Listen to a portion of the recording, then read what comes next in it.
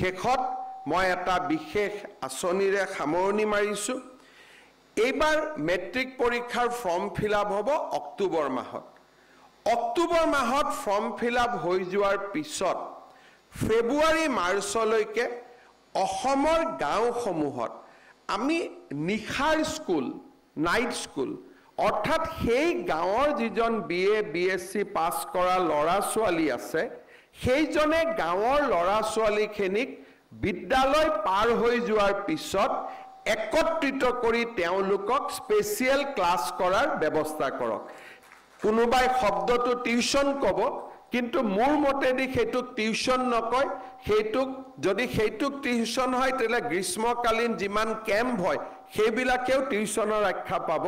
ইয়াত প্ৰফেশ্যনেল কাম কম থাকিব। ইয়াত ব্যৱস্থা হ'ব যে স্কুলত যিমানখিনি পঢ়াব, ধনী ল'ৰা ছোৱালীবিলাকে যদি মানুহৰ ঘৰত গৈ কাৰোবাৰ টিউচন মাষ্টৰ থাকে, আমি গাঁৱৰ অংগনবাদী কেন্দ্ৰটো গাঁৱৰ স্কুলখনক ব্যৱহাৰ কৰিম, যাতে গাঁৱৰ 4জন শিক্ষিত ল'ৰাই সেই গাঁৱৰ মেট্ৰিকৰ কেণ্ডিডেটবিলাকক স্পেচিয়েলি 5 মাহৰ কাৰণে পঢ়ুৱাব পাৰে। আৰু তাৰ কাৰণে এইবাৰ আমি প্ৰতিজন মেট্ৰিকৰ কেণ্ডিডেটৰ বিপৰীতে 300 টকাকৈ বাজেট ৰাখিছোঁ। শিক্ষকসকলক আমি প্ৰত্যক্ষভাৱে দিম বা ছাত্ৰসকলৰ জৰিয়তে দিম, তাৰ বিষয়ে আমি পিছত আলোচনা কৰিম।